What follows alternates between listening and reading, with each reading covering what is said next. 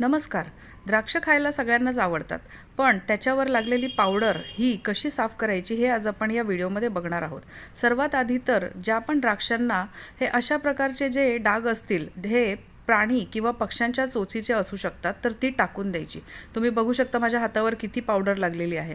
तर एका मोठ्या भांड्यामध्ये मी ही सगळी द्राक्ष तोडून घेतली आहेत आणि आधी तर ह्याला मी साफ पाण्याने धुवून घेणार आहे.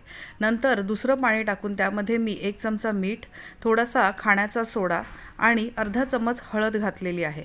या पाण्यामध्ये ही द्राक्ष 10 ते 15 मिनिटे चांगली भिजवून ठेवायची आहेत, म्हणजे ह्याच्यावर लागलेली पावडर आणि कीटकनाशके सगळे निघून जातात.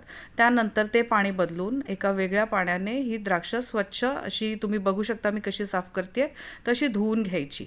आणि अशा प्रकारे 2 पाण्याने स्वच्छ धुवून घेतल्यानंतर ही द्राक्ष आता खाण्यासाठी तयार आहेत. व्हिडिओ आवडला असल्यास व्हिडिओला लाईक करा, शेअर करा आणि सबस्क्राईब करा. धन्यवाद.